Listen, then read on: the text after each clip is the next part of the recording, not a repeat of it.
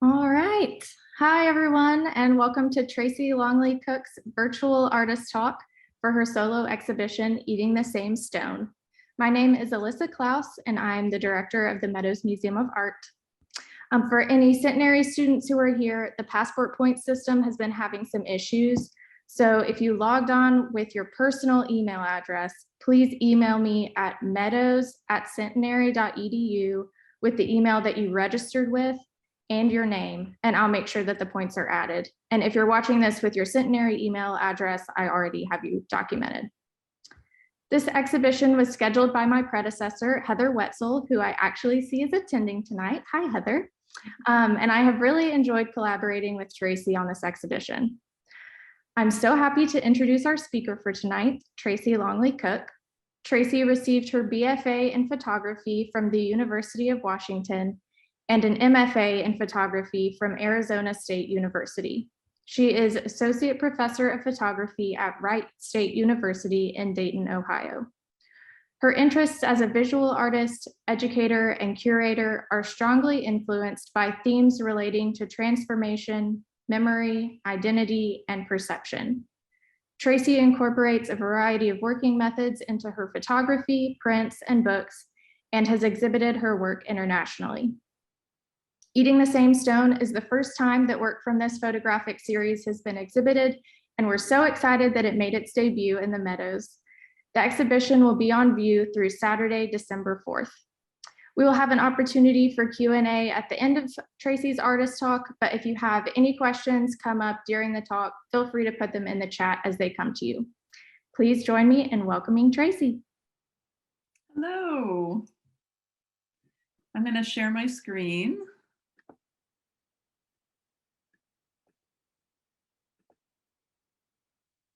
And there we go. Can you see that okay? Yes. Good. Okay, great. Thank you so much. Well, thank you so much. Thank you, Alyssa. And I'd like to express my thanks for everyone for being present this evening, near and far. Hello from Dayton, Ohio. So I know some people are across the nation listening to this. So I appreciate you being here. And it's a pleasure to be able to discuss my work with you. I'd first like to express my thanks and appreciation to the Meadows Museum and former director Heather Wetzel for bringing this exhibition to the beautiful space. And I have to give her kudos for she painted the entire space for me, almost 200 linear feet, kind of a dark gray for my work to be displayed. So no easy task, and I really appreciate that.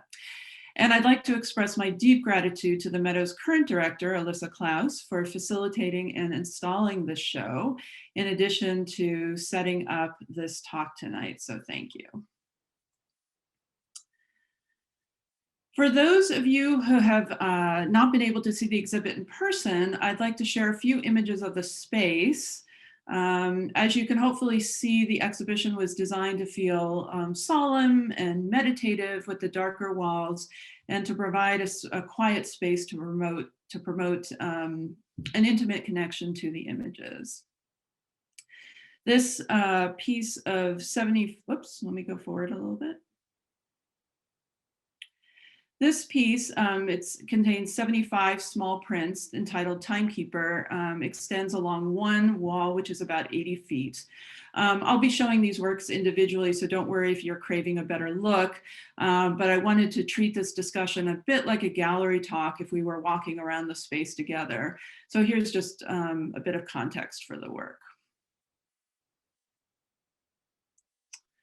So this talk is centered around a new body of photographs made in the last 2 years entitled Eating the Same Stone. The title comes from this poem by W.S. Merwin. He's one of my favorite poets, called Another Year Come. And ultimately, I interpret this poem to be about time, the relentlessness of time, and how little can change within the span of years. This poem became extremely pertinent and meaningful to my life after my partner Raihan passed away in 2014. His death was sudden and without warning, marking time and, quite frankly, my existence into an entirely new trajectory. And I'm not sharing this sad news to elicit any sympathy, but it's important to provide a basis for where this work comes from, emotionally and intellectually. I tend to use photography as a navigation tool. It helps me digest and understand the world around me, or perhaps creates some order out of chaos. At any rate, experiencing something so traumatic and profound was going to find its way into my work and has led me down, for lack of a word, better word, an interesting path. I created this imagery actually about a month prior to my partner's death, and it became, in retrospect, a key image for me. The print was made by placing a dead bird I found directly on light-sensitive photo paper and exposing it to sunlight for about a day.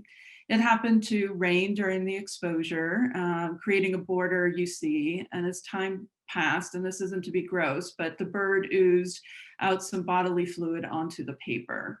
I cleaned this all up, of course, but what was left was a form emulating the human heart, and over that, a bird as if it was flying away. Not so much trapped on paper, but rising from this heart imagery. I can't sit here and say this was a premonition of any kind, but it was the beginning of thinking about making images that dealt with death and grief. The history of photography also has some interesting ties with death. This well-known quote by writer Susan Sontag succinctly expresses how photography and death are inherently linked. Other writers, Roland Barthes and Harry Carroll, have made similar claims referring to photographs as, quote, corpses. That word seems to be a little bit over the top in some sense, but what we can't deny is that it is the nature of photographs to inherently suspend, still, and silence a moment in time. That's one of the reasons that postmortem photography became so popular in the mid-19th century. This may appear to be horribly macabre to us now, but for a time, especially after the Civil War, to memorialize a deceased loved one in a photograph could be the only way to remember their physical being. This photograph on the left is particularly interesting because the living subjects move slightly during the long exposure. However, the deceased woman remained sharp because, of course, she wasn't moving. So this is an amazingly interesting topic and has a wide range of historic photographs, and it's certainly worthy of a lecture unto itself.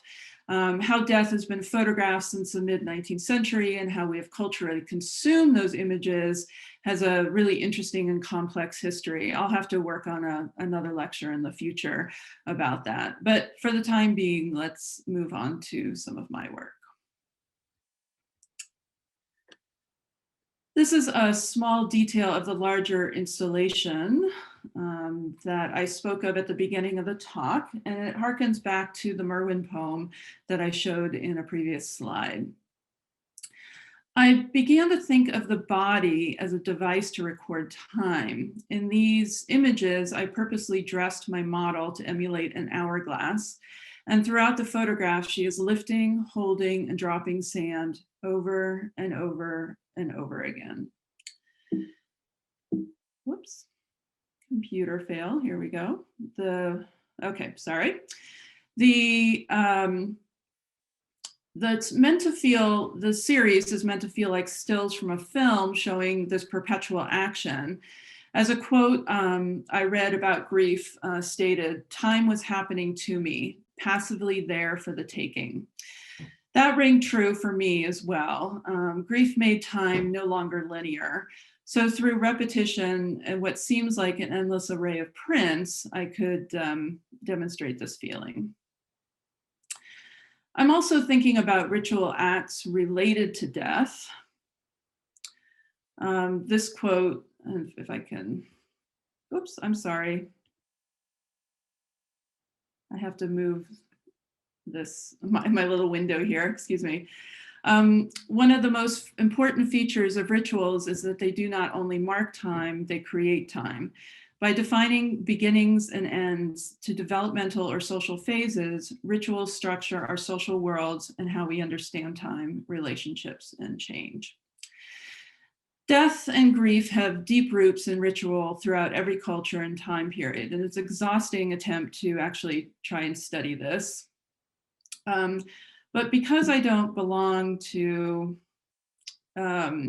any religion or familial cultural rituals, tend to be, or I'm not part of any of those kind of rituals, there was a vacancy that I craved to fulfill. So in this point in time, I made up my own and used photography to document them. As you've noticed, I chose to make these images in an austere and isolated environment. There's no clear understanding of where the model is located, and the background is intentionally blank in order to remove a sense of context. In this photograph, I wanted to work with the weight of memories, or what I considered to be the weight of memories. I'm sure you recall that action of tying a string to your finger to remember something. Usually we did that when we were young. I chose to tie up my model's hand as if to strangle her fingers in remembrances.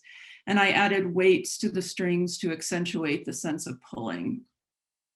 I chose red for the strings as they start to reference the body, like arteries and blood vessels and so forth, bringing this experience closer to the physical.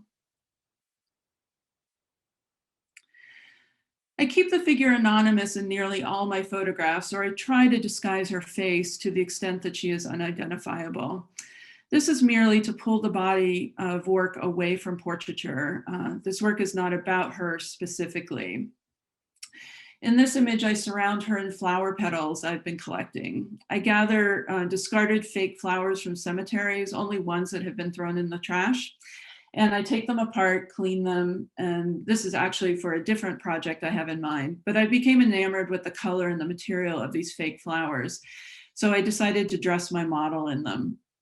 The title Immortelle means everlasting and actually refers to arrangements left at graves that were often ceramic or stone, and they were made to appear as decorative embellishments to the gravesite. Plastic flowers have replaced that traditional immortelle to show that, of course, relatives and friends have visited the gravesite.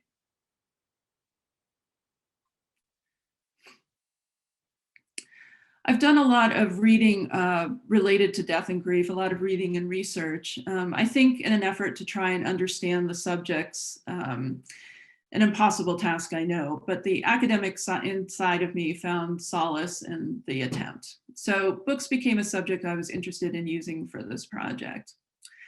I'm not specifically interested in the viewer knowing exactly what kind of book it is. It's more about the figure's interaction with the book that I'm interested in. This photograph actually had an interesting moment when I was having my model move the sand to reveal the text. It wasn't until I was editing the images a little bit later that I discovered the text said disturbances underneath her finger, which if you're in front of the photograph, you can actually read that. It's a little small on the screen here, but you can read it in real life. I love those surprising moments that enrich the creative process and kind of bring a surprise to the overall print. Mirrors became an interesting subject as well when I was researching grief rituals. I'm sure you're aware of the act of covering mirrors, which is an act meant to minimize any semblance of vanity. And in some circles, it is believed that spirits can be trapped or appear in mirrors. So keeping them covered minimizes that occurrence. The figure is actually holding a lens in this image, which appears to be somewhat like a mirror, but it can be looked through. I was interested in how it obliterated the figure's face, but simultaneously something she's gazing into like a crystal ball. Yet from our vantage point, it appears empty and vacant.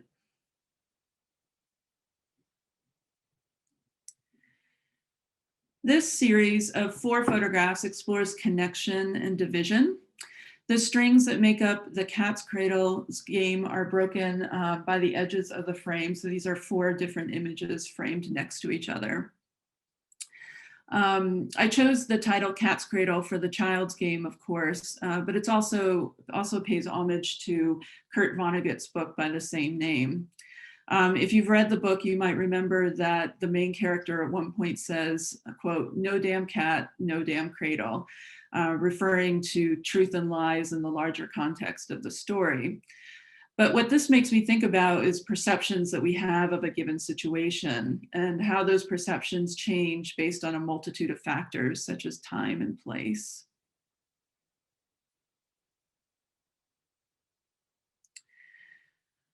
When I was researching a title for this image, I found a beautiful poem entitled Tulips by Sylvia Plath.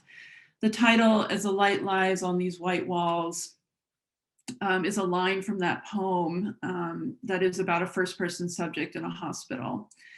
The figure in my photograph, with her eyes obscured with the tulip stem and this white anonymous space, seems to echo the same tone as the poem, which I appreciated.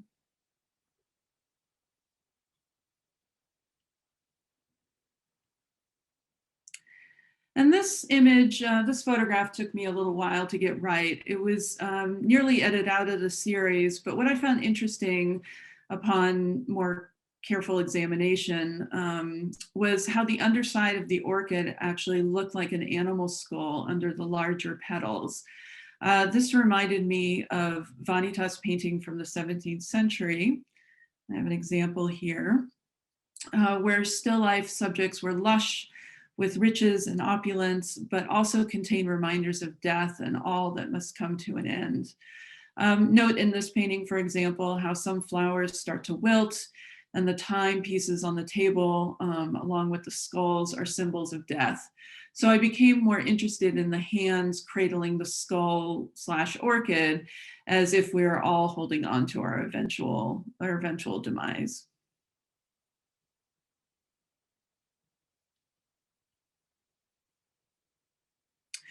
This image shows one of the few composite images I made for this body of work. I added 2 additional heads to the moving figure to extend the movement and make it feel like the figure was more than one individual.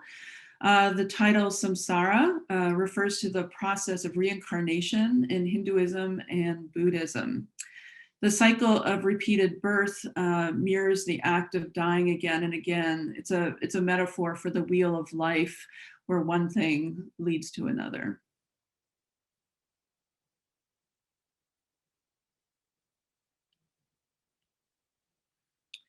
In this photograph, a cyclops moth sits on the figure like a mask, almost like protection, but the eye spots on the moth also act as new eyes or a new identity. In native cultures, the moth is a symbol for death or transformation, which is one of the reasons I wanted to use it in my work. Similar to the image of the orchid I showed a slide ago, this is a reminder that death is always with us.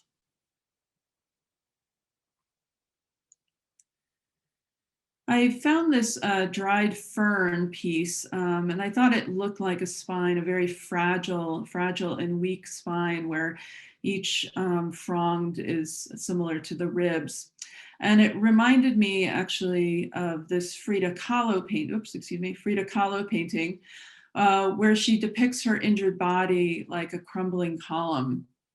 If you're able to look closely at my photograph in person, you can also see the goosebumps on her skin, adding a sense of vulnerability and fragility to the piece, which also I think echoes the Frida Kahlo work with her tears and the nails that are piercing her body.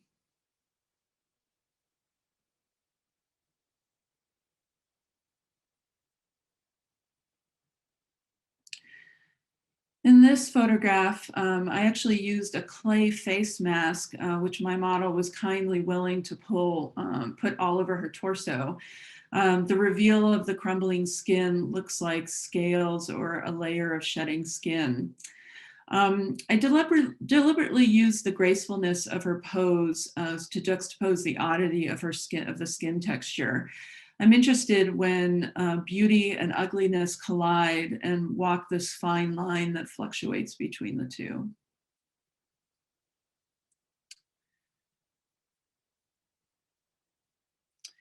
Here is another book image, this time with salt covering the pages. Salt has many uses in rituals, and I gravitated to the symbolism of using salt as a means of purification and protection.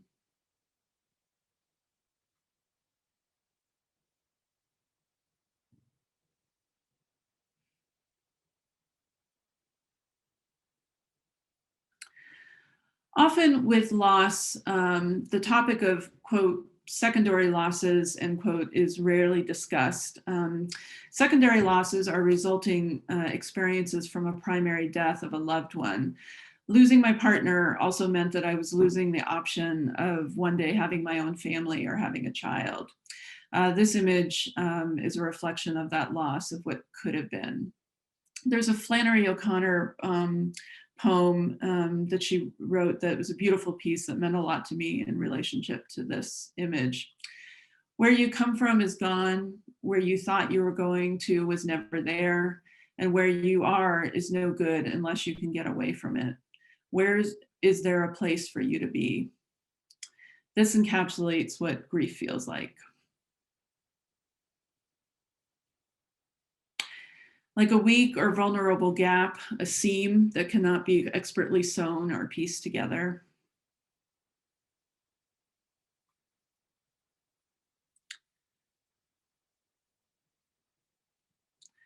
Grief forces you at times to occupy a void of unknown dimensions, space, and understanding. It all becomes more bearable over time, but the initial intensity has no limits.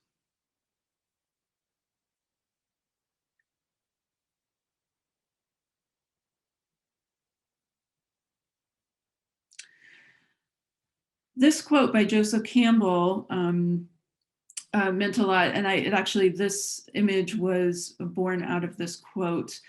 Quote, nirvana literally means blown out. The image is that once one has realized one's unity with what is called the Buddha mind, this is a Buddhist conception of Brahman, then one's individual ego is extinguished like a candle flame, and one becomes one with the great solar light. So I don't normally make photographs so directly as like extinguishing a flame, but I thought in this case it was appropriate. And this is actually a composite of about 10 different photographs where I used stillness and movement together, compositing the images where there was blurred smoke and sharp smoke to create more of a sort of spiritual effect to the atmosphere of the image. It's also a little bit of a nod to spirit photography from the early 20th century and mid 19th century.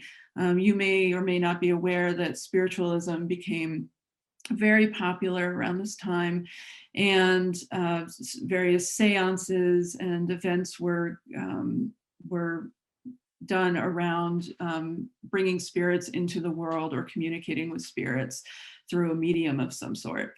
You could go to specific spots or venues that would actually host these events, or you could bring someone to your home. It's kind of an interesting time period. Photography took advantage of this. You have to remember this is a time when the common public didn't quite understand how photographs work. And it was a specialized medium that only certain people had access to. So understanding that plates could be pre-exposed and with other people in them, and then a portrait of you, the person coming to have a sitting, could be then be placed over the spirit photograph, so to speak, was something that people didn't understand. So people were quite fooled by this, and eventually, of course, it was debunked. But I wanted to hearken to this arena of photography and sort of give some attention to it. This photograph, another book photograph from Sadness to Regret. This is actually an old thesaurus. And when I was looking through the pages, trying to figure out what page to open to, this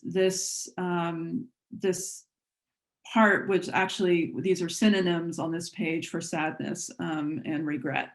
So it seemed an appropriate page to open to. And the stones actually harken back to a Jewish ritual for bringing stones to the gravesite. I'm a big fan of Jewish death rituals. They are quite meaningful and beautiful, I think. So the stones, and if you're unaware, if you go to a Jewish cemetery, you bring a stone to lay on the gravesite. There's a couple of reasons for this, or a couple histories to this. Some believe that the stone keeps the spirit in place, but the weight of the stone keeps the spirit there. Some probably more reasonable explanations are that the stone is a permanent symbol for your visit, like flowers and other immortelle die away, but this is permanent. So I decided to use a multitude of stones as a way of almost like a check-off mark for these different words on the page. So the viewer could, or what seems like the reader is going through and checking off all the experiences that they've had.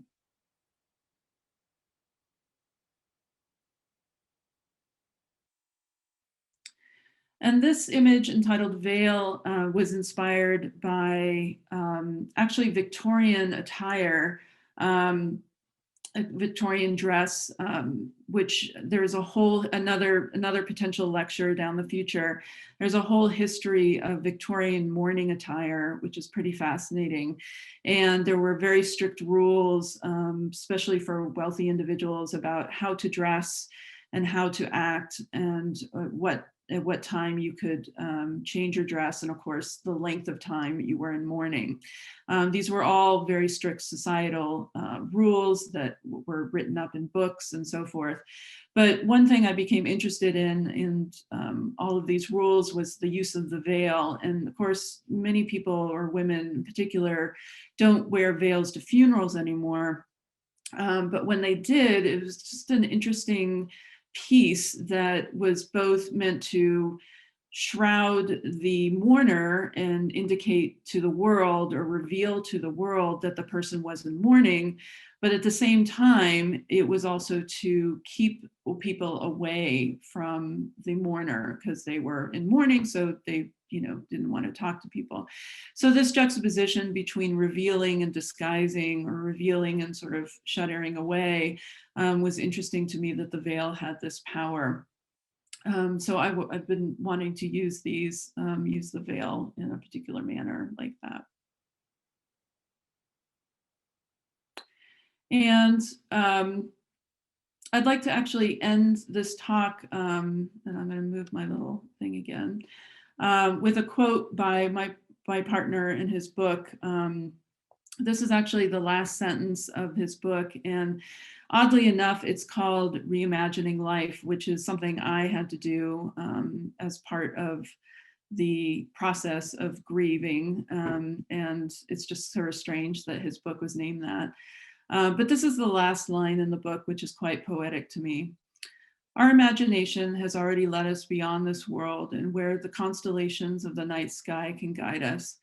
But in navigating the new worlds a surrealist practice might create for us, we might imagine the means of going forth to explore new constellations themselves and find new life.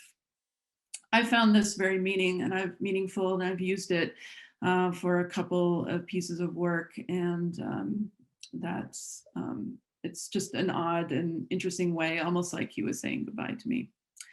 So that brings me to the end, and that's a little shorter than I intended. I think I spoke a little bit too quickly, but maybe Alyssa, could you bring up perhaps some questions? Yes, I haven't had any questions sent in yet, so everyone, please submit your questions through the chat or the Q&A function. Either one is fine. And it was my intention actually to kind of swing back through the works if people have specific questions about. I would appreciate if you could talk about your process of choosing which images from the Timekeepers series to use, because I know that you narrowed down hundreds to about 75 that are actually on the wall, and then how you decided to order them. Yeah, I'm going to swing back to that series. And actually, I would say I narrowed this down to about from thousands of images. And I actually, it wasn't unusual for me as part of my process to revisit the particular scene or particular ritual that I wanted to photograph. So I think I photographed her doing these, sand pieces at least 3 times. Something about the dress I wanted to, her outfit that I wanted to modify, or the framing, or get more of the, long exposure where you can see there's blur and movement in her action and so forth. So it was literally thousands of images. So to pick the specific pieces, and I did print more than 75, so there are more of these. I finally just edited them down to where I felt the motion best described it, or sort of had this repeat where there's this sort of fussing with the sand, there's a picking up of the sand, there's a holding of the sand, and there's dropping of sand. And then I could repeat that over and over again. And actually there are a few photographs. I was hoping these would be little fun things to include in there, but there are maybe 3 or 4 repeats of the same image in there twice. So they're like little gems if you're willing to really sit there and look through all the works, you can actually see there are a few repeats, but that was part of it. And it's meant to be kind of an exhausting experience to look at them all because of this, I wanted time to feel a little elongated and bizarre. Yeah. Though I'll also mention through this whole process, all this work was made in the last 2 years. And I think COVID also influenced the sense of isolation that the work has a feeling of. This is also the first entirely digital project I had done. So I shot digitally and I printed digitally, which is very unusual for me because I use so many different kinds of cameras and or cameraless processes in my photography. So just the handling and the management of so many images was really new territory for me. Thank you. We have a couple of questions. So the first one is from Lila Beavers. Hello from, I'm going to butcher this city name, Tbilisi, Georgia. I was very interested in the themes behind this exhibit, and I'm so glad I was able to join this talk remotely, though I wish I could have seen it in person. I have no word for the beauty, simplicity, and cohesion in the details of your photographs. What was your process for choosing which photos would make up this body of work? Thank you.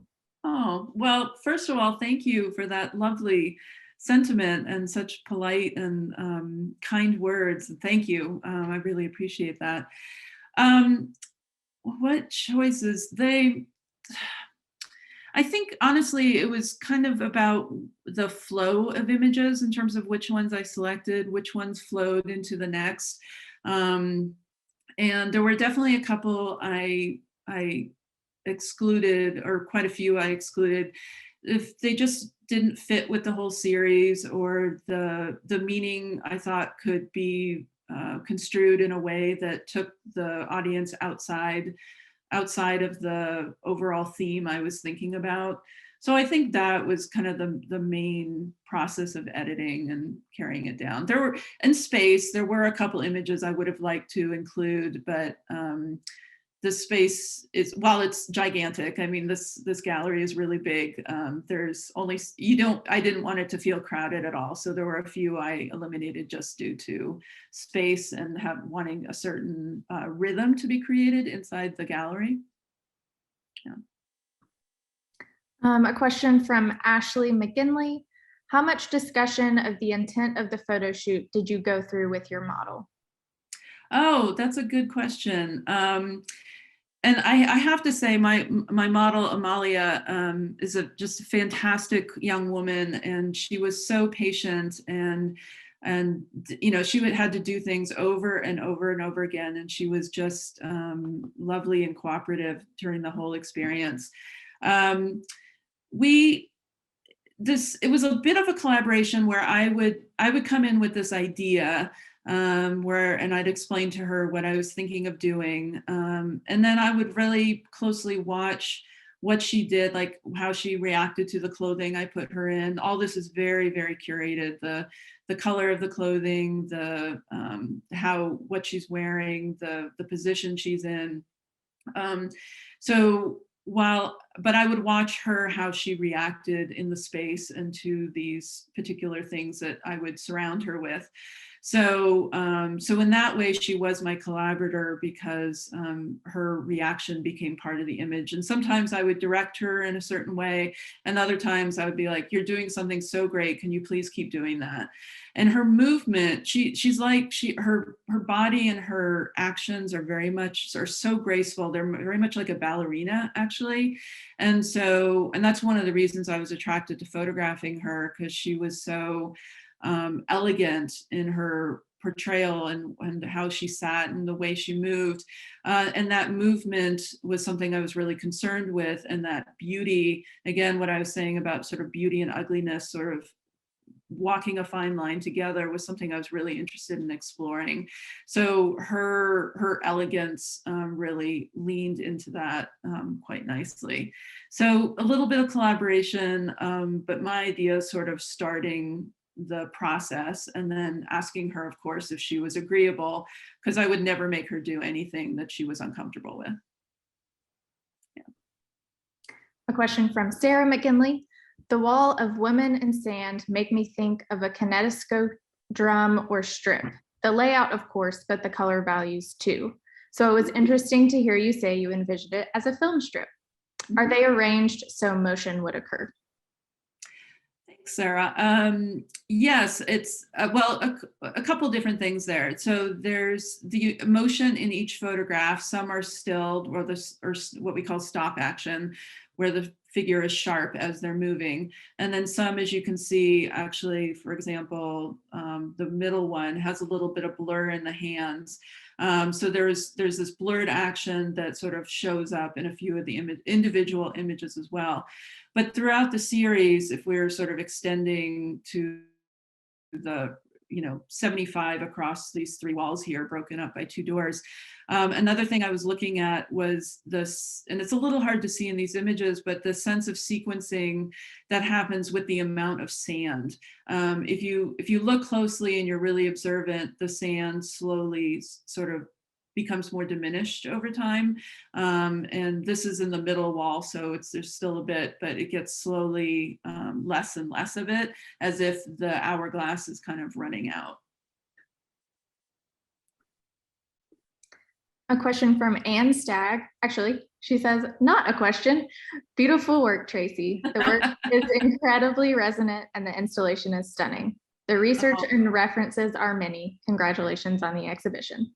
Oh, that's sweet. Thank you, Anne. She's a good friend, and someone I think should show at the Meadows. So I'll keep that in mind. That works out. So note to Anne. Anne, meet Alyssa. Another question from Ashley McGinley. Did you start with your theme and begin photographing, or did you build and blend early works with the ones that you specifically shot for the theme?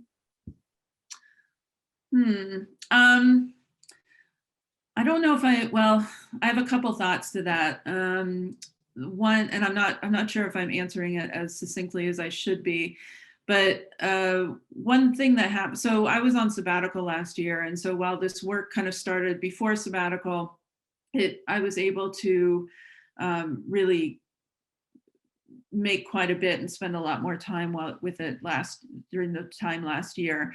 When I wrote my sabbatical application, it was my intention to work with this theme. I've been trying to figure out for a number of years how to deal with grief in photography. How do you show grief in photographs? I had actually, in my proposal, written a number of different projects that I wanted to pursue, but many of them involved travel and inhabiting spaces with other people, which became, of course, problematic due to COVID. So what I had to take a different path, and so working with one person became more just easier to do with everything considered, because we were in this big empty space. And I started to think of these possible settings. Once I started working with her, especially, I started thinking about these possible settings I could put her in and these objects I wanted to use. And one thing kind of led to another, and it grew from there. So, and she inspired a few things as well. So, that's how that came to be. So I think the project grew out of, it's not what I had planned to do, but it grew out of a sort of need to accommodate the situation we were just globally in. And I needed to, rethink how to pursue this work. So it grew out of an unexpected starting point. So I hope that answers the question. I think it's a little vague, but I know Ashley, he can ask me more tomorrow. Well, that is all of the questions, unless someone wants to add one at the very last minute. But as a reminder, this exhibit is up through December 4th, which is a Saturday. The museum is closed on Sundays and school holidays. And for any centenary students that are here, if you will please email me at meadows@centenary.edu with your name and the email address that you use to watch this. I'll make sure you get passport points. And we do have a few more questions, so I'll go ahead and ask those now. Lisa Morissette says, clearly there is so much research into ritual practices associated with grief, loss, and mourning, and I'm so fascinated how it informs your work. But I'm also curious about the poetic and literary references. How did those come to be? In the same way, thanks, Lisa. In the same way, I think when I was coming up with, when I was doing the research, like Joseph Campbell, he writes a lot on, different, meanings and symbolism. He has a great essay on circles, and I use circles a lot in my work. So reading that. I come across some interesting quotes, like the Flannery O'Connor quote I came across in an Instagram or Facebook, I can't remember, but it was a social media post. I follow a fair amount of grief-related groups that bring interesting art and interesting quotes and things in, or even just personal stories that I find quite fascinating. So, like, for example, the grief case is one I follow, and Refuge in Grief is another one I follow. And so those can be points of inspiration, or they might lead me to another point of where it's something I might want to read or follow up with. And it's amazing how once you start the process, it's a little bit like a rabbit hole where you discover all these other connections. So, with this image, for example, I kept thinking about Cat's Cradle and the game, but I was like, oh, there's that Kurt Vonnegut book that I read so many years ago, and I'm gonna reread part of it or look into it again, remember what that was about. And so, it sort of becomes almost like a snowball effect in terms of one thing influencing another. Yeah. And another question from Sarah McGinley. You mentioned cemeteries and other funerary art, especially Victorian traditions. Mm-hmm. Have you worked in woodland in Dayton? Oh, that's nice. It's so beautiful there. I wanted to stay away from cemetery pictures in particular. I've certainly been there and I've looked around, and I'm really interested in the history of graves in general.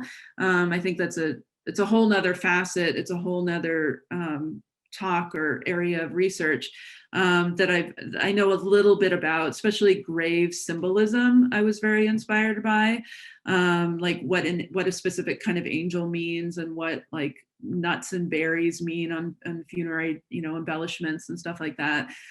There's a whole history to that as well. And you'll see, because that particular cemetery is so old, you see a lot of those symbolic imagery there.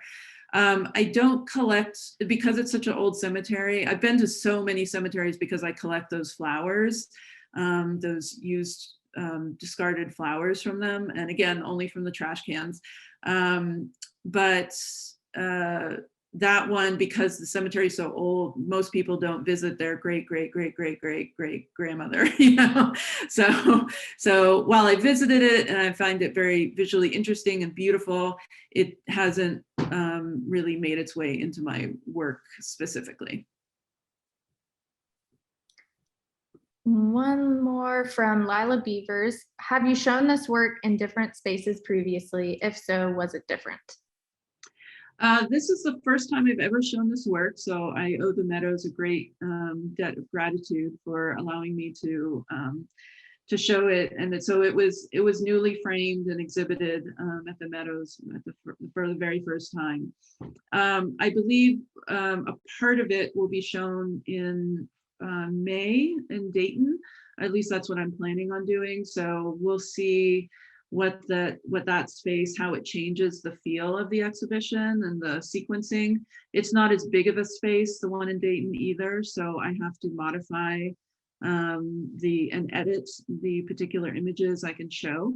So we'll just have to see how that goes. But yes, the different space will absolutely change the feeling of the exhibit. So I'll have to really pay attention to how one person moves through it and the general feeling it provides. I see that Caroline Lawson has raised their hand. Caroline, if you don't mind putting your question in the chat or the Q&A box, we'll be able to get to it that way. Question. Many familiar names too. I just want to say thank you to all these people who came out. A question from Kellen Klaus. Oh, Caroline says it was an accident. So okay. Well, hi, Caroline. A question from Kellen Klaus. Throughout the subjects of the photographs are juxtaposed. Throughout the subjects of the photographs are juxtaposed such that they set up tensions that disturb or unsettle our taken for granted experience of daily life.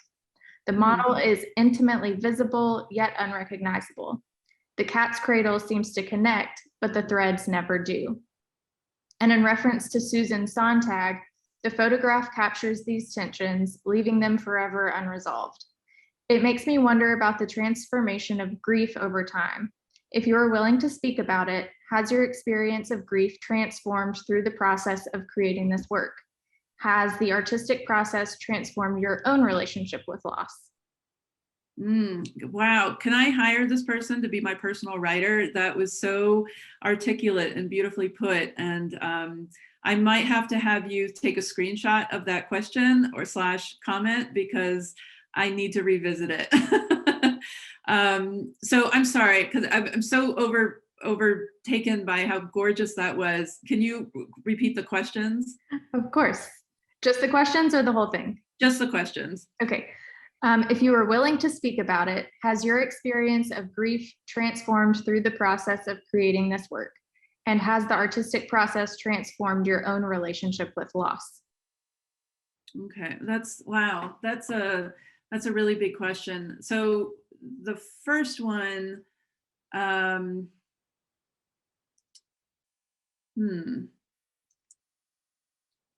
one more time, sorry.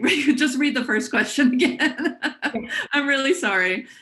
Has your experience of grief transformed through the process of creating this work? I would say it has. I think creating this work was really cathartic overall. I think it just released something and it forced me to explore things that I think were so maintained on an internal basis, and to get it out and become something physical that I could see and I could respond to and I could write about. It did make a difference. it took me a long time to get here. I mean, he passed away in 2014, so that's 7 years ago. And while I thought, even at the beginning in my, state of mind that was at that time was, like, well, this will definitely show up in my work somehow. I couldn't do anything for a really long time. I was just too much in a fog. So it emerged, much later than I would have ultimately liked, but that's just the way things go. So, I think grieving has changed quite a bit just over time. Like, I sort of liken it to, and I hope this isn't insulting in any way, but I kind of liken it to maybe losing a limb, where it's really shocking and strange at first, and you're so aware of it because you move through the world in a completely different way. But then you find ways to accommodate that, and you find ways to move through the world that you just adjust. And so you never forget that you've lost this limb or that you experience grief, but it's something you have just lived with for such a long time. So in that way, both time and thinking about how to be expressive, and the multitudes of research I've done. I mean, I have an entire library sitting behind me of grief, everything from how animals grieve to what grave symbols mean, so there's a lot written on this subject, and it's pretty intense, and it's been